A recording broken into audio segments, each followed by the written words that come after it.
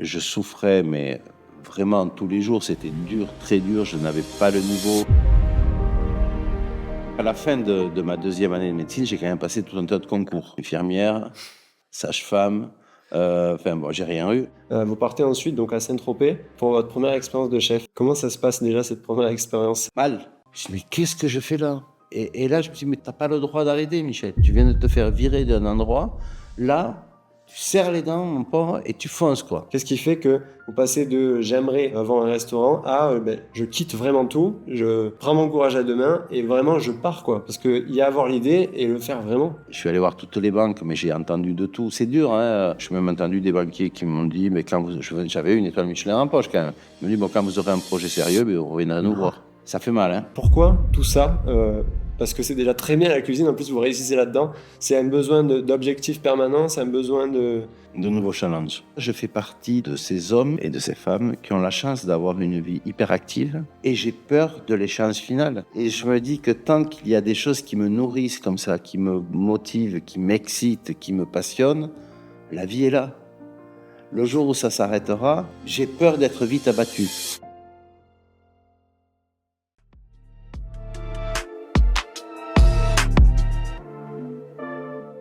Bonjour tout le monde, j'espère que vous allez bien. On se retrouve pour un nouvel épisode du podcast JVY. Pour ceux qui ne connaissent pas le podcast, l'objectif il est simple, c'est de découvrir des personnalités, parfois médiatisées, parfois moins, découvrir des parcours, des métiers, des secteurs même, et à la fois un côté plus introspectif avec des sujets de société, des sujets plus humains qui peuvent tous nous concerner et donc nous aider d'une manière ou d'une autre. Aujourd'hui, je suis très content d'accueillir sur ce podcast quelqu'un qui m'accueille chez lui, d'ailleurs précisément dans son restaurant, parce que ça fait plus de 40 ans qu'il travaille dans ce secteur-là et qu'il a fait notamment des passages, des expériences à la télévision qui ont fait que peut-être que vous le connaissez aujourd'hui. Vous l'avez de toute façon vu dans le titre de la vidéo. Michel Saran, merci beaucoup d'avoir accepté mon invitation. Comment allez-vous déjà? Je vais bien, et vous? Ça va très bien. Bon, alors je suis prêt à te cuisiner. Vous l'avez préparé? Non. Ouais, c'est déjà fort. C'est déjà fort ce qui se passe. Alors déjà, j'aimerais commencer doucement, entre guillemets. On remue doucement au départ à feu doux. On fait suer. On fait suer. Mais déjà, la première partie, comment vous avez vécu votre jeunesse, aussi bien scolairement, en gros collège-lycée, pas après le bac, mais collège-lycée, et puis même humainement, globalement, qu'est-ce qui vous vient en tête quand vous pensez à ce moment-là, quoi? On voit une certaine tranquillité. Moi, je suis fils de paysan. Mon père avait une exploitation agricole dans le Gers, dans un tout petit village, Saint-Martin-d'Armagnac. Il y a 250 habitants, je pense, quelque chose comme ça. Il y en a peut-être un peu moins maintenant. Une famille pas aisée, mais qui vivait quand même relativement bien. C'est vrai que les besoins, à l'époque, n'étaient pas les mêmes que maintenant. En tout cas, on se contentait de ce qu'on avait. Et moi, ce qui me vient en tête, c'est cette ruralité, cette nature environnante. Je gambadais, j'allais de temps en temps aider, quand on était un peu plus grand, sur quelques travaux de la ferme. Et après, une scolarité pépère. Je forçais pas trop. Un peu fumiste, d'après les dires de mon institutrice de l'époque. Et puis voilà, après un lycée à Nogaro, un parcours sans vraiment d'embûches, mais sans être brillant non plus.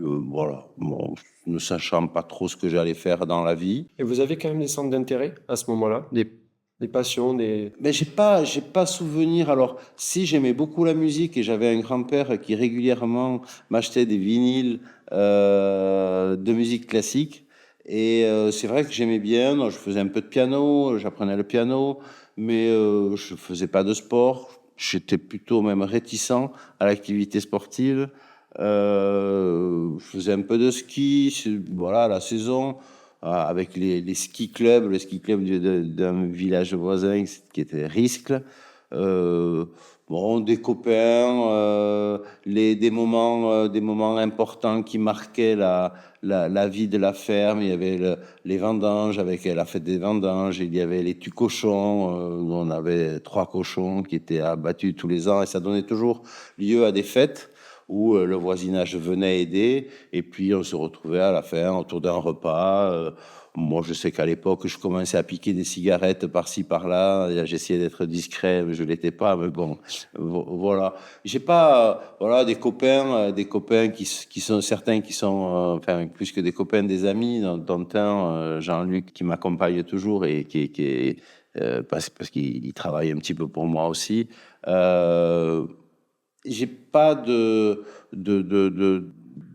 en mémoire des choses fortes, des passions, non, rien de tout ça. Tranquille, vraiment très tranquille. Moi, ce que je trouve intéressant justement dans les parcours, c'est qu'en général, j'ai l'impression qu'il y a un peu deux profils types. Pour plus tard, quand on commence à réfléchir à notre avenir, il y a le premier profil, je sais que vous les appréciez, et moi aussi, même si je ne les connais pas, mais Big Flo Oli, c'est-à-dire le papa qui faisait de la musique, tout jeune, il faisait des petits spectacles, et ça a été une forme d'évidence, ce côté baigné dans la musique, et puis se lancer directement là-dedans avant de normalement se poser la question des études, etc. Et puis le deuxième type, qui, pareil, sait pas trop ce qu'il veut faire et bah, tente plein d'expériences, parfois des chemins différents pour à un moment se dire ok, ça par contre c'est vrai que je me verrais bien me projeter là-dedans et parfois ça arrive beaucoup plus tard. Vous, parce que moi j'ai été ébahi quand j'ai regardé sur Wikipédia, hein, pour être très honnête, mais votre trajectoire, qu'est-ce que vous faites après le bac du coup? Alors, qu'est-ce que je fais après le bac? Déjà, avant le bac, Hmm. je choisis, en seconde, je choisis de partir dans un collège agricole, Ok, me disant que j'allais faire une carrière, peut-être pas d'agriculteur, mais je me voyais bien ingénieur agro, mais je sais pas pourquoi je me voyais bien ingénieur agro. Donc, je suis parti dans un collège agricole, un collège où avait été mon père, mon frère, hein, à Masseube, dans le Gers, à Saint-Christophe, très exactement. Et j'ai fait un trimestre et demi.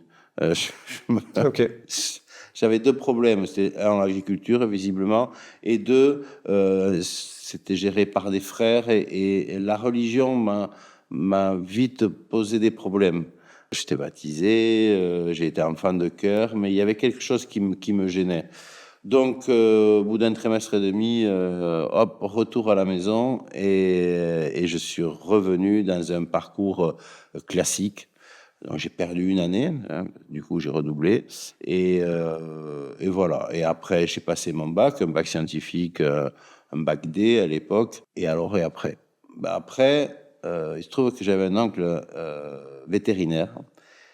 Et j'allais souvent en vacances l'été, passer quelques jours chez lui à Saint-Sevé, dans les Landes. Je m'entendais très bien avec mes cousins. Et j'adorais l'assister sur des opérations qu'il faisait sur les... Il était plutôt spécialisé canins. Et voilà, sur les chiens et autres. Je trouvais ça passionnant. J'aimais bien la biologie. Et je me suis dit, ben voilà, quoi. C'est simple.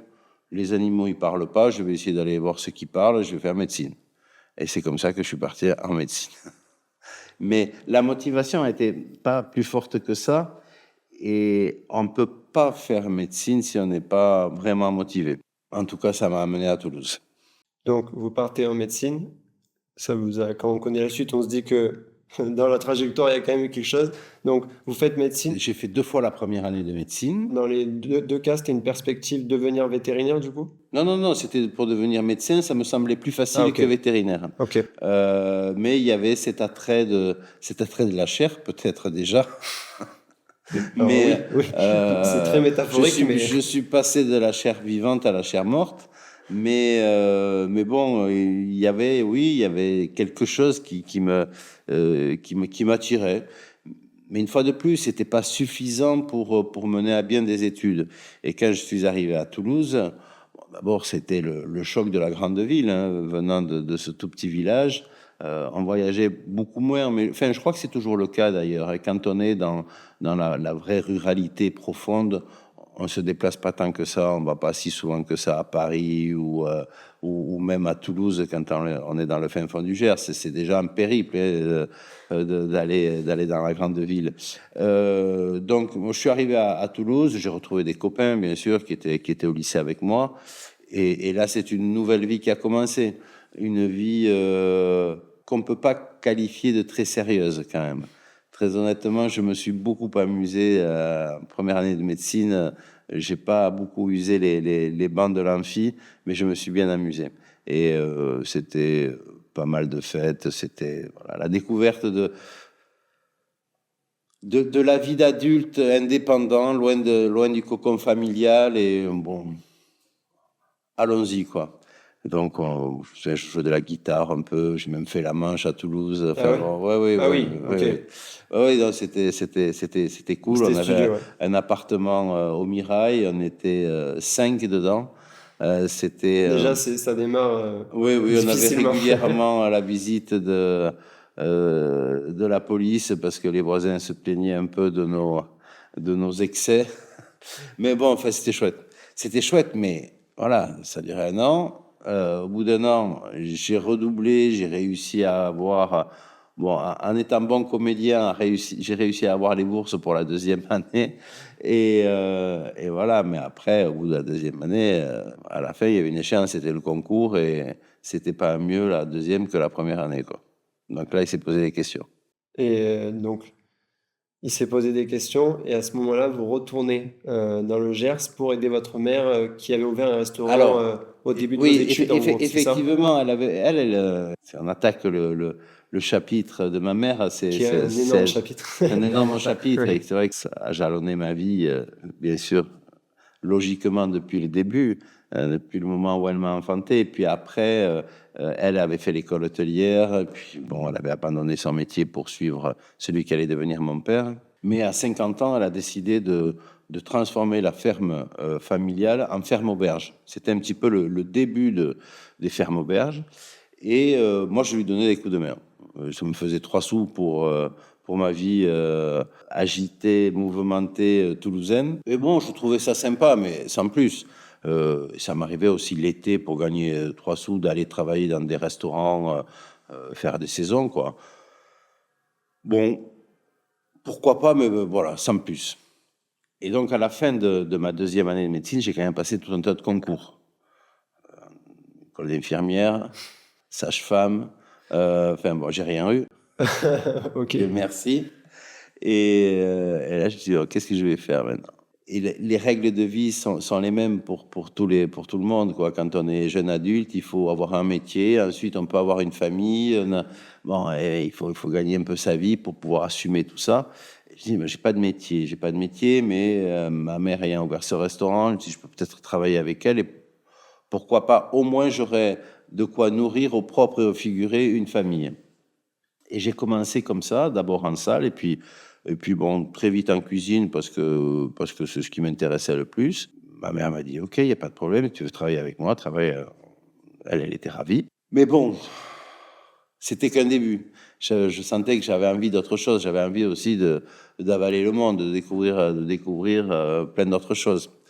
Et donc là, grâce à elle et à son culot, qui était assez extraordinaire, euh, elle a demandé à, notamment, enfin, elle a demandé à tous ses collègues de la région s'ils voulaient de moi comme apprenti. Personne n'a voulu de moi puisque j'avais un parcours qui Parcours. n'était pas très sérieux. Hmm. Et quand elle a démarré sa ferme auberge, il y a une personne assez importante qui est venue, un Italien qui avait une chaire à la Sorbonne, qui avait une chaîne d'école d'interprètes, qui était un sacré monsieur et qui avait aussi un restaurant italien. Il est venu passer un week-end. Bon, c'était assez épique, mais il lui a demandé de venir faire un plat pour l'inauguration de son restaurant parisien. Et voilà, je l'ai accompagné, j'ai accompagné ma mère et mon père.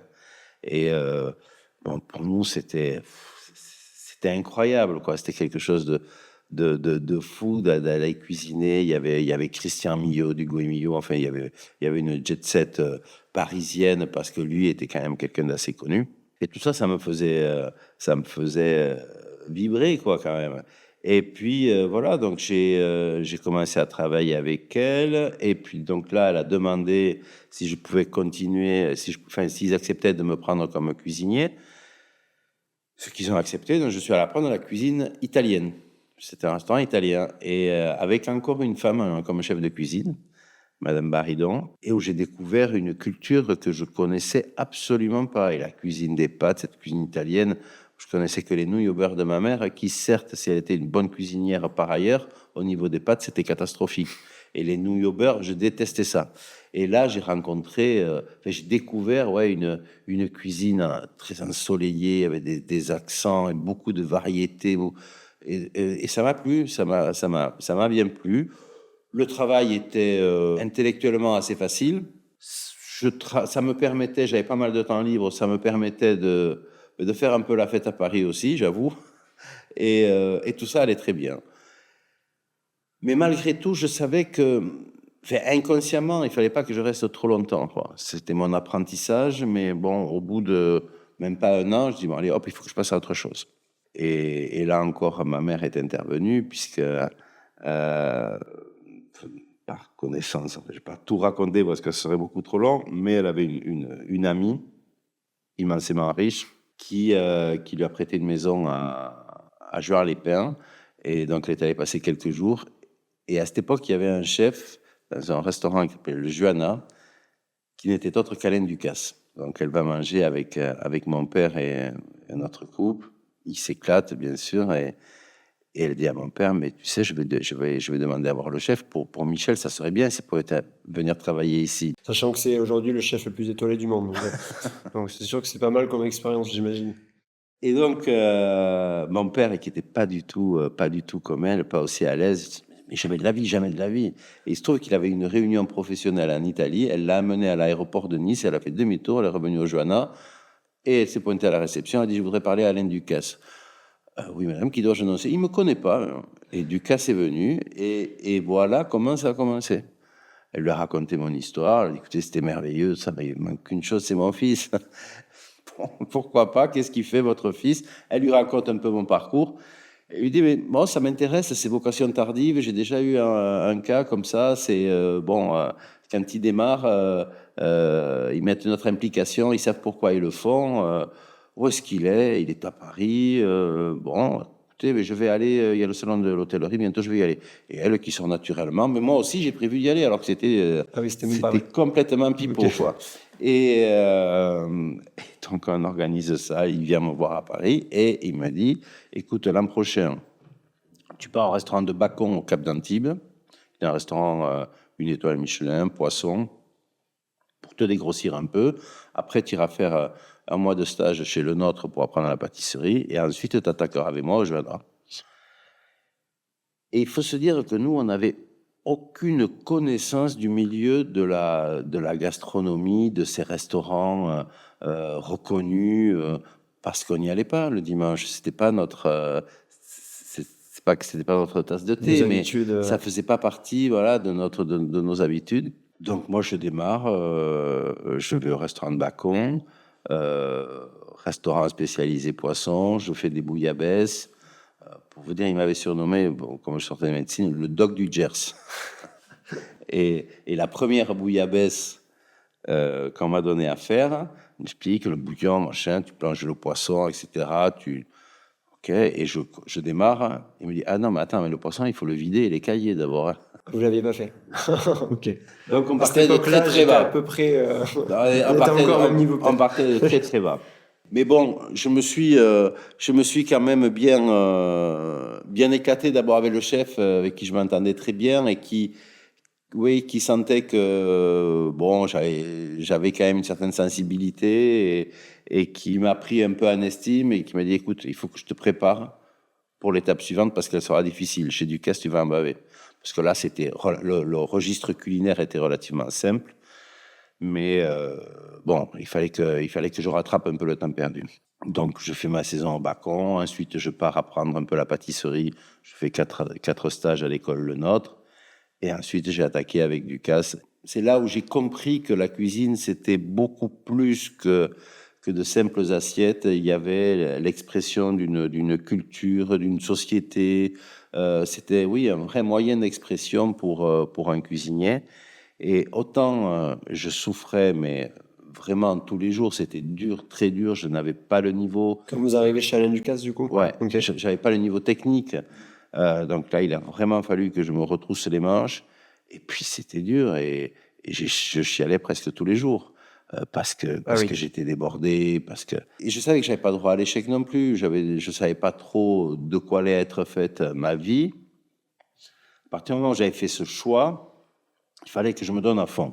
Et là, il y avait plus de moments où vous vous êtes dit, là, je pleure tous les jours, je vais rechanger de secteur. Il n'y a pas eu de remise en question de... Si, un jour, j'ai vraiment craqué, parce que Lucas, c'était quand même assez dur, c'était exigeant, et il avait la pression, il avait 2 étoiles, très jeune.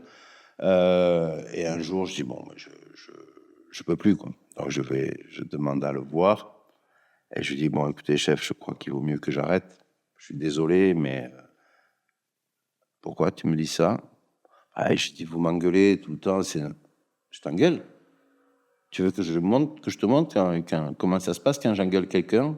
Non. Ce mec est fou. Et puis voilà, puis je suis resté, et il m'a amené avec lui pour l'ouverture du Byblos des Neiges à Courchevel. Et je sentais que cette cuisine d'auteur, elle était pensée, réfléchie, et ce moyen d'expression me convenait bien.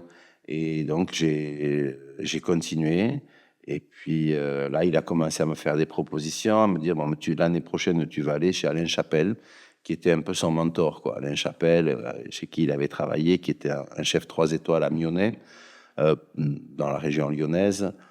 Un des chefs peut-être les plus imaginatifs de l'époque. C'était un sacré personnage.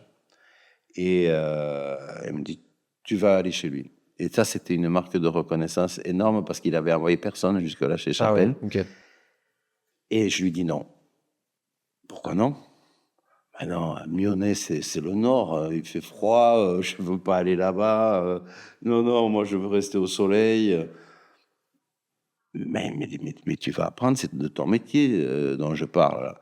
Et tous les jours, il me disait, tu vas aller chez Chapelle, et tous les jours, je disais, non, chef, non, c'est pas pour moi. En plus, il fallait y rester 2 ans. Je dis non. Et bon, à la fin, il a craqué, il m'a dit, bon, ok, c'est bon, tu vas revenir du côté de chez ta mère, là-bas, tu vas aller chez Guérard.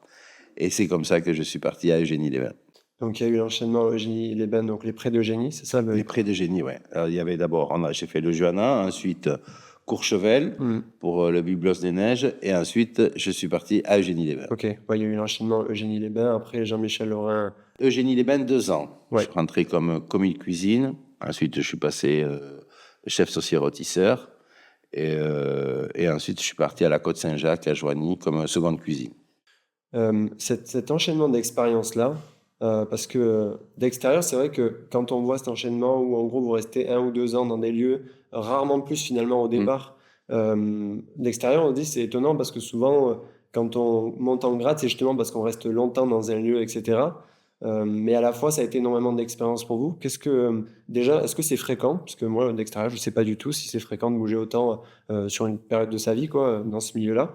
Et ensuite, qu'est-ce que vous retenez de ces expériences, restaurants, lieux, même chef? Parce que j'imagine que c'est plusieurs méthodes différentes aussi, quoi. Oui, alors, ça peut être bon signe ou mauvais signe quand on reste peu de temps. Mauvais signe, c'est quand, en fait, ce sont les maisons qui vous font partir. Oui. Bon signe, enfin, en tout cas, en ce qui me concerne, c'est un métier où il y a de très fortes personnalités.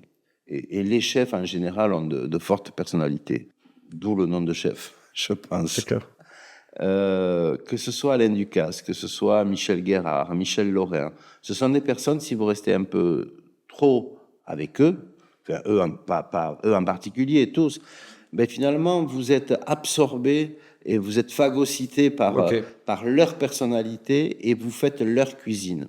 Or, moi, très vite, enfin, cette soif d'indépendance, je l'ai toujours eue. Même avant d'être cuisinier, j'étais un enfant indépendant. Je n'avais pas envie d'être l'élève de, si, mais pas le bras droit ou le bras gauche d'ailleurs de quelqu'un. Je voulais vraiment ce moyen d'expression que j'avais ressenti. Je voulais qu'il me serve à moi et que je puisse exprimer ce que j'avais envie de raconter. Donc, 1 an, ça m'allait très bien. À la Côte-Saint-Jacques, je suis resté 2 ans, et chez Guérard aussi. Je suis passé chez Guérard, parce que c'est quand même allé assez vite, de commis à chef de partie. Je suis parti comme seconde cuisine dans un 3 étoiles Michelin. Tout ça en peu de temps. J'avoue que j'ai pas chômé.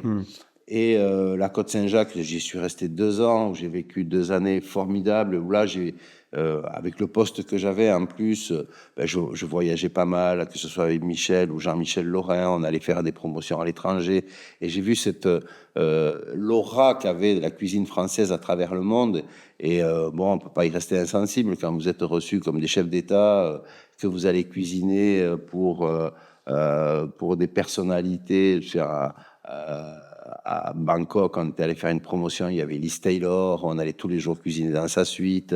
Il y avait un cavalier Cravache d'or, et puis il y avait Sean Penn aussi qui était là, tout ça en même temps. Et tous ces gens qui... La cuisine, c'est un fabuleux outil de langage, et surtout, ça rapproche tout le monde.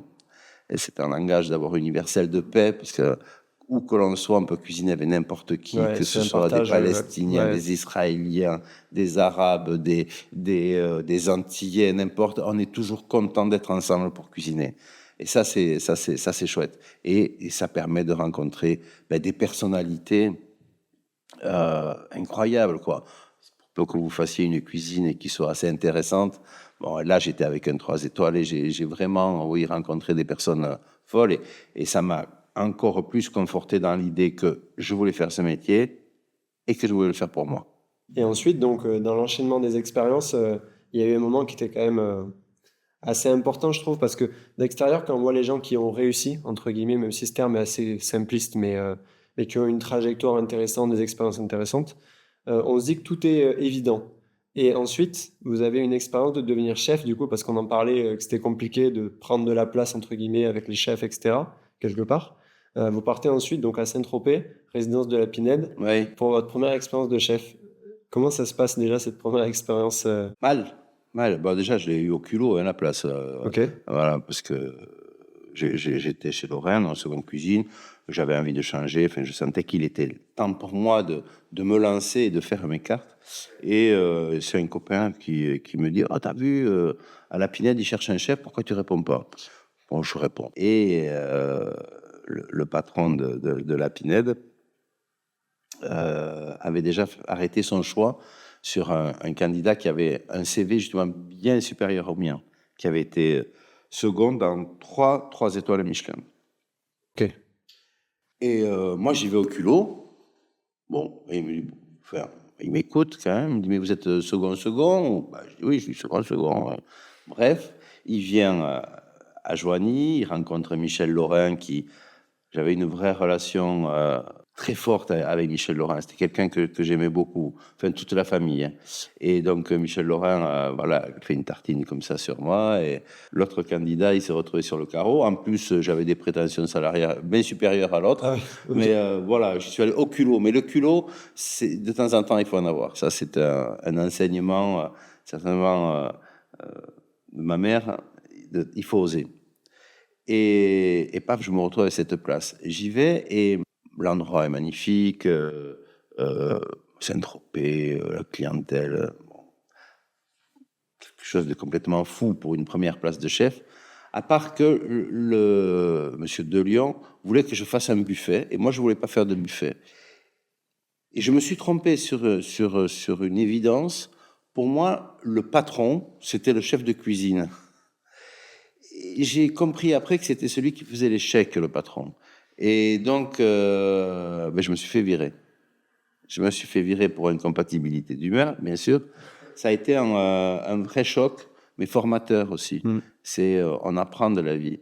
Et c'est vrai que moi, je suis arrivé, j'avais été avec des chefs qui avaient telle forte personnalité, mais qui étaient chez eux, ou sauf Ducasse, mais qui, bon, étaient un peu particuliers. Et je pensais qu'il allait accepter mes remarques.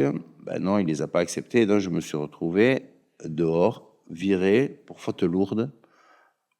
Et là, j'ai eu du mal. Donc, il a fallu que je me batte un peu, que j'apprenne à me défendre.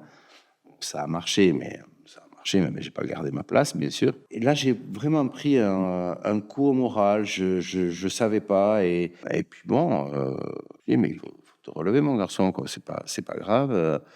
Des claques, t'en prendras d'autres.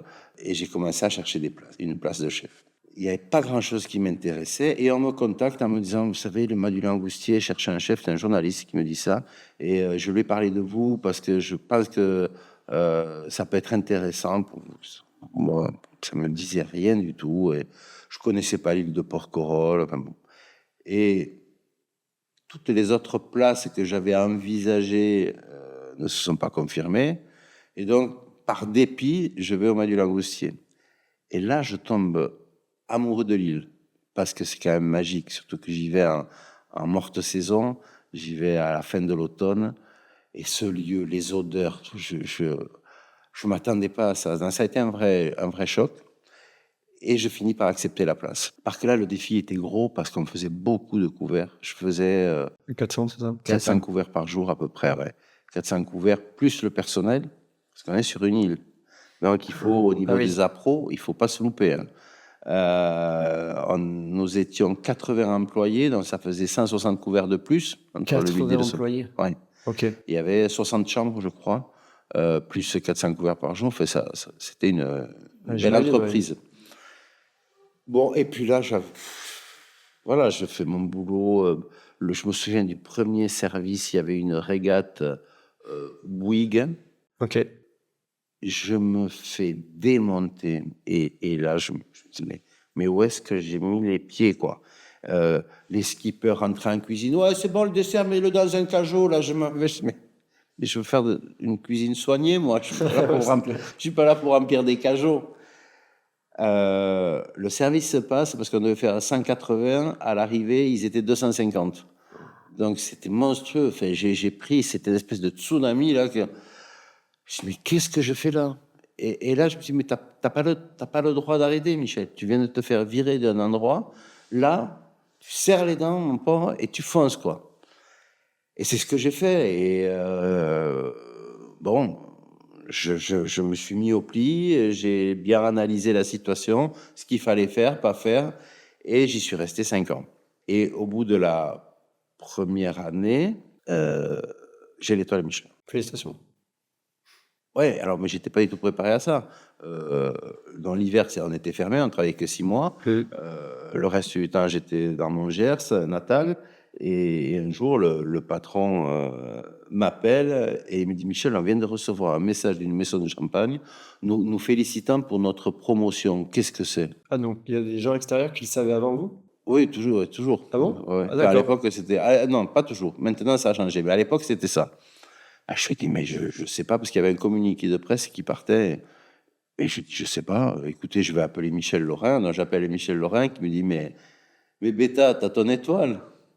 C'est pas possible, j'avais souffert, j'avais une équipe de bras cassés. J'avais eu la brigade des stupes dans le bureau parce qu'ils m'avaient réquisitionné le bureau pour interroger des cuisiniers qui faisaient n'importe quoi. Enfin, c'était... Et j'ai l'étoile Michelin. Et voilà, et donc là, j'ai fait 5 ans, mais je savais qu'au bout des 5 ans, je partirais. Et justement, je vous coupe en même temps, mais donc il y a ces 5 ans où, pour la première fois, déjà, vous n'êtes jamais resté aussi longtemps, je pense, dans un restaurant, 5 ans, qui d'extérieur peut être pas si énorme, mais dans le milieu de la restauration et à ce niveau-là de responsabilité, c'est symbolique de votre capacité quand même, je pense, à gérer un endroit. Qu'est-ce qui fait que dans un moment peut-être enfin stable, quelque part, même si ça devait être un coup de tonnerre à chaque repas pour assurer, mais qu'est-ce qui fait que vous passez de j'aimerais avant un restaurant à je quitte vraiment tout, je prends mon courage à deux mains et vraiment je pars, quoi. Parce qu'il y a avoir l'idée et le faire vraiment. Je pense que c'est la fibre entrepreneuriale, ça. C'était une suite logique pour moi. J'avais d'abord fait mes classes chez des grands chefs. Je m'étais testé comme chef, avec la capacité à gérer une cuisine, gérer des équipes. Et l'étape suivante, c'était maintenant tu le fais pour toi. Et les verres que tu achèteras seront les verres dont tu avais envie. La décoration te ressemblera.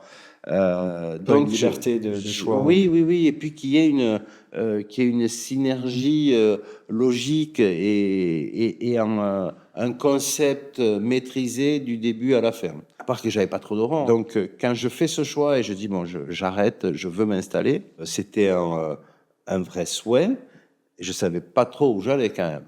J'imagine. Parce qu'en poche, j'avais 15 000 euros, l'équivalent de 15 000 euros. Pour ouvrir un resto, c'était un peu juste, hein, même à l'époque. Hein.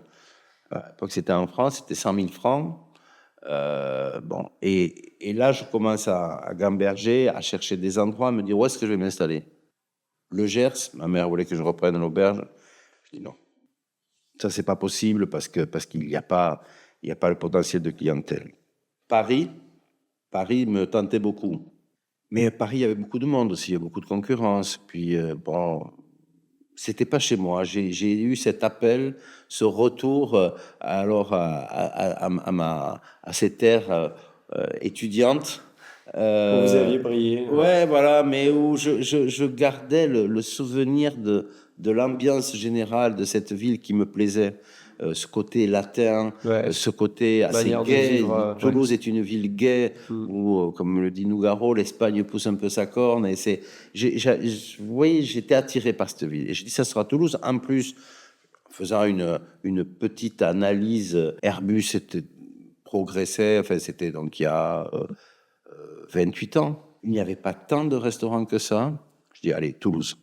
Et là, bon, je cherche des lieux, et puis c'est un copain avocat qui me dit, mais écoute, moi je connais un endroit, j'allais, c'était sympa, une maison, hein, et voilà comment je suis arrivé ici. Et là, j'ai dit à mon frère Patrick, mon frère aîné, qui est designer, Mm.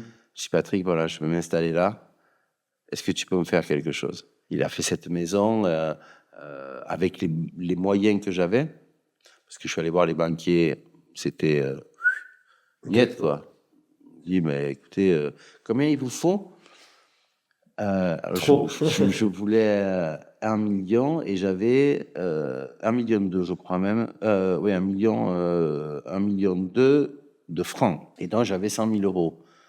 Ah, il me dit, si vous aviez eu 1,2 million, on vous aurait prêté 100 000 francs.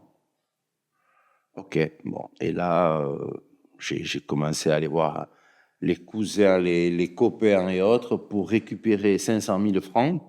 Et avec ça, je suis allé voir toutes les banques, mais j'ai entendu de tout. C'est dur, hein, mais c'est très formateur. Hein. Il faut vraiment avoir envie et cette fibre entrepreneuriale. Là, il faut qu'elle soit hyper tendue, il faut être sûr de soi. Et parce que malgré ça, il y a eu de gros moments de doute. Et j'ai même entendu des banquiers qui m'ont dit, mais j'avais une étoile Michelin en poche quand même. Ils m'ont dit, bon, quand vous aurez un projet sérieux, ben, vous reviendrez nous voir. Ça fait mal, hein. Bah, surtout quand on le fait sérieusement, du mieux Ça qu'on fait peut, quoi. mal. Mais bon, et puis voilà. Et puis c'est une banquière. Hein. Une histoire presque de charme. Mais charme Oui, voilà, tout à fait. C'est une relation qui est bien passée. Elle me dit, moi, je crois à votre projet, etc., etc. Et puis voilà. Et puis on a réussi à ouvrir. Et j'avoue que j'ai encore ce souvenir quand le restaurant a été terminé, juste avant d'ouvrir pour la première fois aux clients, d'ouvrir la porte pour la première fois. J'étais dehors, je regardais la façade et je me suis mis à pleurer. C'était un gros moment. J'étais avec Françoise, qui était mon épouse et qui est la mère de mes filles, et qui était avec moi dans cette aventure. Et, et je ne veux pas l'oublier parce elle m'a quand même beaucoup aidé aussi. Elle a cru en moi. Et puis voilà, on a démarré avec une équipe qui était quand même assez conséquente parce que j'avais dit, on va démarrer, on va se faire démonter. Parce qu'il y a cette curiosité dès qu'un restaurant ouvre, et là, il faut qu'on soit à la hauteur. Et ça n'a pas loupé. Là, on a démarré, ça a démarré fort. Bon, après, il y a eu un creux, mais parce que c'était le mois d'août qui arrivait, qu'au mois d'août, tout le monde s'en va, etc. Où là, je me suis mis à douter en me disant, mais pauvre idiot, tu crois que les Toulousains t'attendaient, mais le mois de septembre est arrivé. Là, c'est parti, ça a travaillé. Et puis voilà. Puis après, bon, ce restaurant, il travaille ouais, depuis juin 95. On a vu pas mal de couverts, quoi. j'imagine. Et il y a un truc que je trouve intéressant qui est commun globalement à plein de milieux artistiques, c'est que bah, ça fait quasiment 30 ans que vous avez ce restaurant. Euh, les gens qui ont cette fibre artistique, il y a un syndrome qu'on appelle le syndrome de la feuille blanche, page blanche, où on arrive devant son art, son projet artistique et on ne sait pas quoi faire.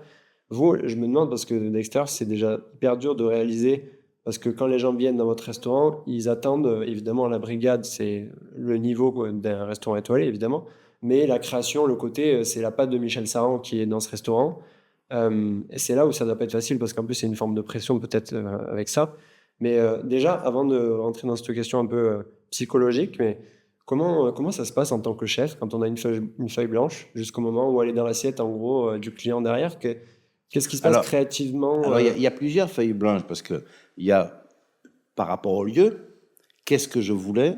Oui, Moi, je voulais un restaurant à Toulouse avec une forte empreinte sud-ouest. Et je voulais que un client qui arrive dans la maison se dise, c'est clair qu'on est à Toulouse ou on est dans le sud-ouest. Donc, arriver à, vous voyez ici, là, c'est les joints des briques, on a travaillé sur les briques. Alors ça, c'est pas la première décoration. Il y a eu plusieurs décorations, mais à chaque fois, je voulais qu'il y ait une vraie évidence, de vrais liens sur des objets comme ces couteaux qui sont des laïoles, comme, bon, j'essayais de mettre en avant tout ce qu'on a de beau dans la région. Et puis après, je me fais aider. C'est un travail, ça a été avec mon frère, puis après avec un décorateur, et on essaie de construire le lieu. Et pour la cuisine, qui est quand même bon, l'élément principal d'un restaurant, même s'il n'est pas unique, mais c'est le point de départ, euh, oui, c'est la feuille blanche, très souvent. C'est la feuille blanche avec le stress, l'angoisse, la satisfaction. C'est un mélange de tout ça, que vous avez toujours. toujours. Ah ouais, ok. Ça s'est pas atténué. Non, non, non, non, non, parce qu'on se dit toujours que le meilleur plat est à venir, il faut le trouver. Et lorsque vous arrivez à faire un plat, parce que les plats, moi, je travaille d'une certaine façon, je commence à les dessiner, euh, en fonction des saisons, des produits qui arrivent, etc. Je les dessine, je fais des recettes virtuelles, et après seulement, on fait les essais en cuisine. Ok. Et quand j'arrive au plat final tel que je l'avais imaginé, c'est une grande satisfaction. Et cette joie, elle doit durer, allez, peut-être une journée, quoi, peut-être Ouais, deux. donc c'est pas. C'est très bref, parce que Ouais. déjà, on passe à autre chose. Après, il faut d'abord le faire par l'équipe qui est autour, et puis pas s'endormir et penser à autre chose, et se dire, bon, voilà, tiens, il y a la truffe qui arrive, allez, vas-y, au boulot, mon garçon, ça va pas se faire tout seul, quoi. Donc, et ça, c'est permanent, et c'est usant, hein, parce que J'imagine, ouais. ça fait, oui, 28 ans que ça dure.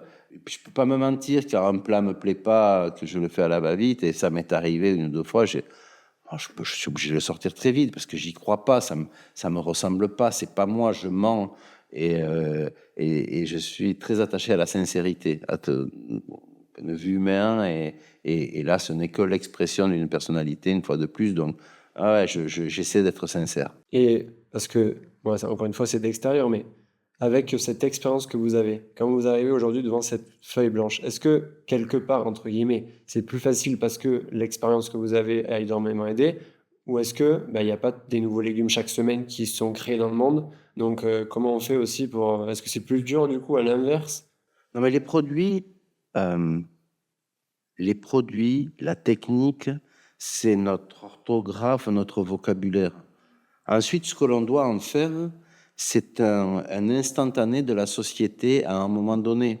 La cuisine, elle évolue comme la mode, comme, euh, comme les autres arts populaires, parce que c'est un art populaire, la cuisine, qui parle à beaucoup de gens, mais chacun a son idée dessus. Mais la société, elle évolue, elle se métisse. Il y a des influences, on l'a vu ces dernières années, des influences de plus en plus fortes venant d'autres pays, que j'utilise dans ma cuisine, mais je veux quand même aussi rester ancré dans mon sud-ouest. Donc, j'ai pas peur de mettre du gingembre et du foie gras, ou de l'huître plate avec une soupe de foie gras. Et j'aime jouer avec ça parce que en plus, je me considère comme un cuisinier urbain aujourd'hui. Je suis un cuisinier dans une grande ville. Et une grande ville, si on fait un cliché, c'est une multitude d'origines qui se mélangent, qui se côtoient. Et ce que je veux, c'est montrer que ça peut bien fonctionner ensemble. Qu'on n'a pas à avoir des interdits. Tout est possible en cuisine. On peut tout mélanger. Après, c'est au cuisinier de faire son travail de dosage et d'harmoniser le tout pour qu'on dise, ah ouais, mais c'est bon et c'est évident. Mais rien n'est évident au départ. Et donc ensuite, il y a énormément d'expérience et il y en a une qui a marqué les gens quelque part parce que c'est là où beaucoup, en tout cas le grand public, vous a connu tout particulièrement. C'est déjà globalement vos expériences télé avec France 5 notamment, puis M6 avec Top Chef pendant 7 ans. Déjà, est-ce que c'était quelque chose qui vous attirait globalement, le milieu de la télé? Oh, pas du tout. Comment Non, non, ça? pas du tout, pas du tout. Alors, c'est vrai que quand on est en restaurant, on est sollicité, il y a toujours des Les reportages qui se journalistes, font comme etc. ça, mais voilà, des petits reportages. J'en avais fait un avec ma mère qui était très drôle, ça, mais pas plus que ça, quoi. Et lorsque vous parlez de l'émission Cuisine sauvage sur France 5, lorsque John, cet ancien des forces spéciales, avait cette idée d'émission, d'amener un chef dans un milieu hostile et de lui faire cuisiner ce que lui pourrait ramener de la pêche, de la chasse, de la cueillette, tout ça. Bon, un casting se passe, on me contacte. Bon, je dis pourquoi pas, bon, c'est amusant que je suis choisi, je vis cette expérience qui est géniale. Je pars une semaine avec lui. Bon, c'est super. Et puis voilà, point barre. Pour moi, ça s'arrête là. Et là-dessus, TF1 m'appelle pour un casting, pour une nouvelle émission. Je fais le casting. Tout se passe bien. Me dit, mais non, la productrice vous adore. C'est vous qui allez être choisi. Et puis ça traîne, ça traîne, ça traîne. Et au final, c'est pas moi qui suis pris. J'avais un peu les crocs, ils me gardaient sous le coude au cas où leur premier choix jetterait l'éponge et tout. Mais là, quand j'ai su ça, j'ai dit, non, allez, c'est bon, allez, arrête. Et là-dessus, M6 m'appelle. Et pour tout vous dire, quand ils m'ont appelé, en me disant, voilà, c'est pour Top Chef, on change le jury, et on aimerait beaucoup que vous fassiez le casting. Je dis, le quoi, le casting? Je dis, non, c'est bon, là, j'en sors, on arrête tout ça, je suis pas fait pour la télé, c'est pas pour moi. Mais si Ça se voit. on vous adore, je dis, qu'est-ce que vous m'adorez? On se connaît même pas, qu'est-ce que vous m'adorez? Enfin bon, et je réponds du tac au tac, mais pas la négative. Et bon, c'est vrai que la personne qui m'a contacté était déterminée. Elle arrive à me convaincre d'aller faire le casting. Je vais faire le casting qui se passe pas bien pour moi parce que la candidate se met à pleurer et tout. Ça n'allait pas. Je dis, bon, écoutez, je rentre chez moi. Dites-moi que c'est terminé, c'est en juillet, dites-moi que c'est mort, et il n'y a aucun souci. Madame, je voudrais rentrer prendre mon avion. Elle me dit, je ne peux pas vous dire que c'est terminé, mais vous aurez une réponse fin août. Je dis, fin août? Vous croyez que je vais garder 2 mois entre parenthèses Sans savoir, ouais. Ouais, sans savoir. Je dis, non, non, c'est fini, je ne peux pas vous dire ça. Je rentre et 3 jours après, on m'appelle, on me dit, bon, ben, c'est vous qui allez prendre la nouvelle place de juré. Et là, je me dis, et qu'est-ce qui va se passer là, en fait? Parce que je connaissais pas trop les émissions culinaires. Mais Michel, votre vie va changer. Je dis, qu'est-ce qu'elle va changer? J'aurai toujours 2 bras, 2 jambes, qu'est-ce qu'elle va changer? La télé va changer quoi? Bon, c'était mal connaître l'impact de la télé sur les gens. Quand je regardais vos réseaux sociaux aussi, notamment, pour un peu rechercher plein d'éléments sur vous, quand je regardais les commentaires, même à chaque fois que vous mettez un post, il y a soit la personne qui dit rendez-nous Michel, je vois souvent ça, rendez-nous Michel, votre duo avec Philippe Etchebest me manque, c'est encore aujourd'hui, c'est en permanence, je voyais que ça en regardant vos commentaires. Et comment vous avez vécu quand même, vous, du coup, ces 7 années C'est très touchant. Quand on m'a appelé, parce que je l'ai appris par téléphone, quand on m'a appelé pour me dire, bon, voilà Michel, j'ai une bonne et une mauvaise nouvelle, c'est la patronne de la boîte de production.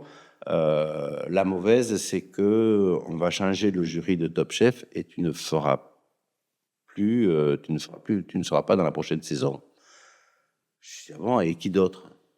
Mais non, il n'y a que toi. Alors là, c'est ouf, qu'est-ce que j'ai fait? Mais non, mais t'as rien fait, il y a aucun problème. Après, je comprends, hein, bon, il fallait changer, ils ont fait ce choix. J'ai compris pourquoi, mais ça a été dur à accepter quand même pour moi. Ça a été un peu dur à accepter. Et quand j'ai publié mon Insta où j'expliquais que je ne ferais plus partie de la saison, de l'aventure Top Chef, c'était en plein début de Covid. Ça a été mais incroyable le nombre de messages que j'ai reçus. Une vague d'amour. J'avoue que je ne m'attendais pas à ça, mais personne ne s'y attendait. M6 non plus, et ça je l'ai appris très récemment, parce qu'ils continuent à avoir, comme vous disiez, sur l'annonce des saisons, on voit des commentaires, nous on veut Michel, rendez-nous Michel. C'est très touchant, ça fait vraiment plaisir. Bon, après, voilà, j'ai quand même fait 7 ans, c'est beaucoup.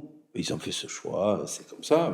Ça n'a pas empêché M6 de revenir me chercher pour la meilleure boulangerie où je suis depuis cette année, en me disant, mais tu es formidable. Ah, ça me fait marrer. Donc personne qui m'a dit ça, qui est un des cadres M6, bien sûr, je dis, t'as pas mal aux fesses, quoi. Tu m'avais viré il y a 3 ans. Mais non, on t'a pas viré. Mais bon, voilà, ça faisait partie d'une logique. Tu sais, les téléspectateurs t'apprécient beaucoup et on aimerait beaucoup que tu reviennes. Et bon, j'ai réfléchi un peu, j'ai regardé l'émission que je connaissais pas. Je dis pourquoi pas, c'est très différent, c'est très proche des Français. C'est incroyable cette émission qui passe quand même tous les jours et qui tous les jours fait 1,5 million de téléspectateurs, quoi. Moi, j'en reviens pas. Et puis je suis avec un Bruno Cormoré qui est adorable, Noémie qui est sympa aussi. Je rencontre des artisans, des produits. Je suis obligé de travailler sur les recettes régionales que je connais à peine, le Waterzooi, des trucs. Bon. Et donc, ça me demande un travail que j'apprécie beaucoup. Et puis voilà, et je me retrouve de nouveau à l'antenne, quoi. Ce que je trouve assez intéressant, c'est que vous êtes, franchement, il y en a, ça suffit largement d'avoir un restaurant. Je pense qu'en termes d'occupation, c'est déjà très bien dans une vie. Vous avez fait de la télé en plus. Si on fait une perspective de tout ce qu'il y a, la liste elle est quand même longue entre le lancement de Croque Michel qui est encore à Dubaï, entre Paris, Toulouse, Dubaï, qui est encore à Dubaï, les collaborations signature, Burger King, la SNCF, etc. Donc d'autres expériences, notamment acting, quand vous avez suivi Jean-Luc Reichmann avec Léo Mattei. Et puis après, on peut aller sur des trucs plus perso, où il y a eu le marathon de New York que vous avez fait, Et je vois, vous savez tout. le brevet de pilote, hein, Ouais. donc, et en plus, à 53 ans, donc ça, franchement, c'est génial, je trouve, moi, de toute sa vie, en fait, se dire, mais il n'y a aucune limite à rien. Mais pourquoi tout ça? Parce que c'est déjà très bien la cuisine, en plus, vous réussissez là-dedans. C'est un besoin d'objectifs permanents, c'est un besoin de. De nouveaux challenges. Et vous pouvez vous prouver, c'est quoi J'ai qu'est-ce qui besoin, fait que. j'ai besoin de. Je crois que, enfin, en tout cas, je fais partie de ces hommes et de ces femmes qui ont la chance d'avoir une vie hyper active, une certaine reconnaissance, dont un statut social qui va avec, euh, et j'ai peur de l'échéance finale. Et je me dis que tant qu'il y a des choses qui me nourrissent comme ça, qui me motivent, qui m'excitent, qui me passionnent, la vie est là. Le jour où ça s'arrêtera, j'ai peur d'être vite abattu. Donc ma vie a été faite de challenges inespérés, inattendus. Il y a eu la télé, je n'avais jamais pensé faire de la télé. Le marathon de New York, ça s'est décidé sur un an. Je faisais un peu de sport, moi je n'ai jamais fait de sport de ma vie. J'allais dans une salle, je fais un copain qui s'inscrit pour le marathon, je lui permets de faire ses repas d'affaires en adaptant un peu. Et pour me remercier, il m'invite au marathon, je vois le marathon, c'est magique. Et là, son préparateur qui me dit, tu veux le faire? Je te prépare sur année, on le fait ensemble l'année prochaine. J'ai banco. Et je me suis motivé avec ça et je fais le marathon alors que la première sortie, on a fait 2,5 km. Il en manque pas mal. J'étais mort. Il reste 40 à faire derrière, ça va être dur. Je me suis accroché. Le pilotage d'avion, ça a été pareil.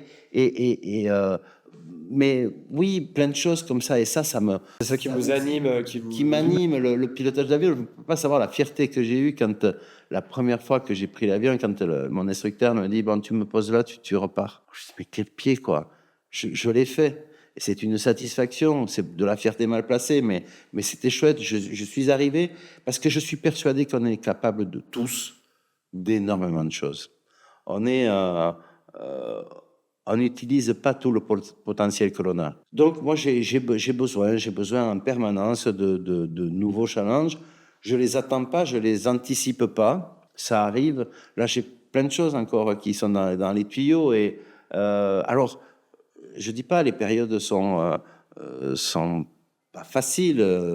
Là, depuis le Covid, moi j'ai eu l'échec récemment. J'ai perdu ma 2e étoile. Ça a été très dur au niveau de l'ego. Derrière l'arrêt de Top Chef, le Covid, donc parce que j'ai une vraie entreprise maintenant, j'embauche pas mal de personnes, je m'occupe du club du président d'Airbus Industrie, de la FNTP à Paris, j'ai pas mal de cartes, oui, à alimenter tous les jours. J'ai eu un moment de doute, j'ai eu un grand moment de doute.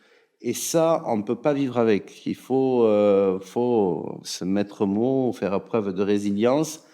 Bah, il faut y aller, quoi. Je suis pas mort, j'ai encore des choses à faire. Ouais, relativiser sur la situation. Ouais, et je le dis, et puis là, pof, la télé revient me chercher pour 2 programmes. J'ai fait la photo parfaite.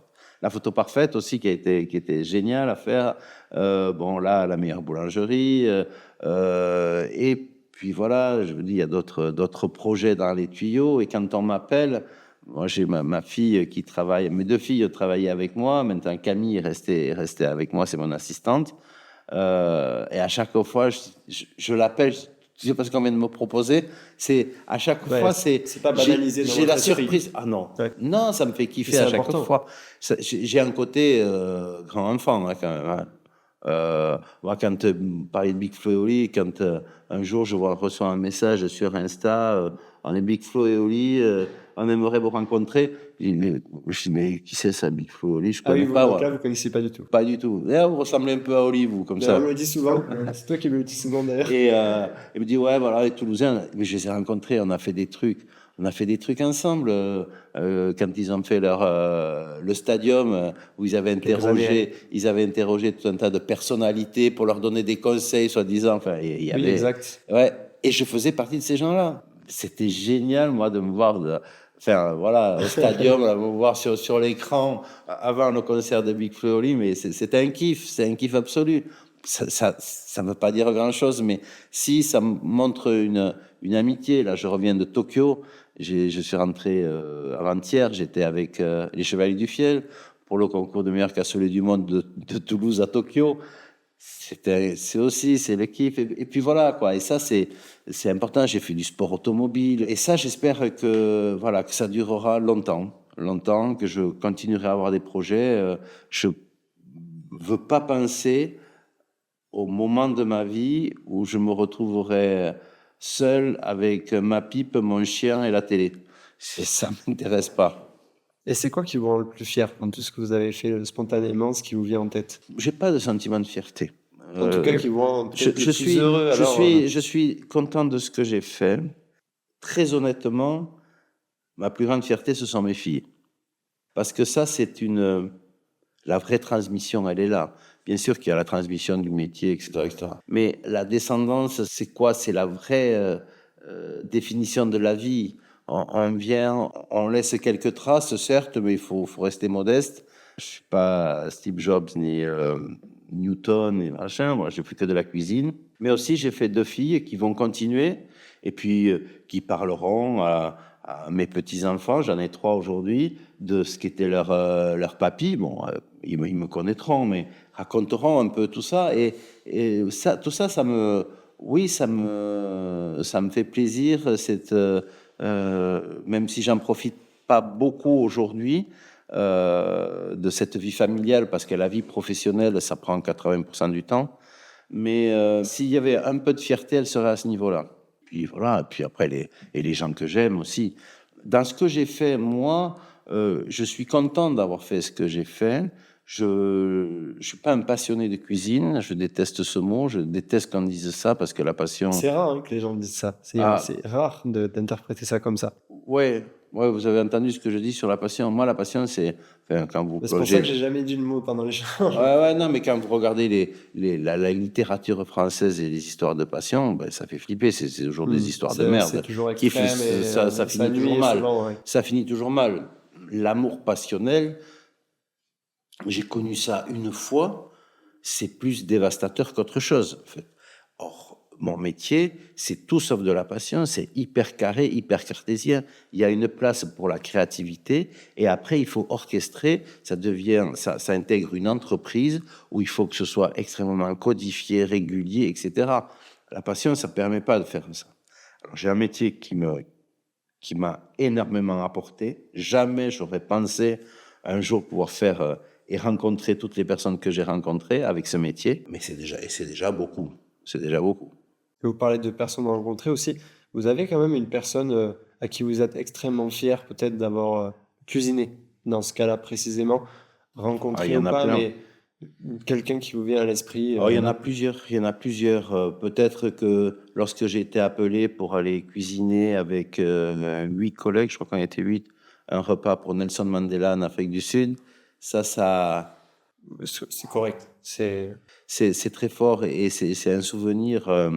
Et malheureusement, il n'était pas là pour la soirée parce Ok. il était prévu. Et puis bon, Ah oui, il d'accord. était déjà un peu âgé et c'était autour du sida, un repas caritatif autour du sida, parce qu'il avait un fils qui avait le sida et voilà, il devait être là et au dernier moment, bon, il a annulé. Alors ça a été une déception, mais quand même au départ, le seul fait de se dire on va cuisiner pour. Ah ben, l'une des personnes les plus importantes Ah ouais, ouais, du ouais, siècle dernier. c'était très fort. Mais ça, c'est la chance de ce métier quand un jour on vous dit on a une réservation au nom de Sting. Sting à Toulouse. À Toulouse, ok. Ici, Sting, c'est Sting. Non, mais c'est pas Sting quand même. C'est un surnom, c'est un fan. C'est ouais.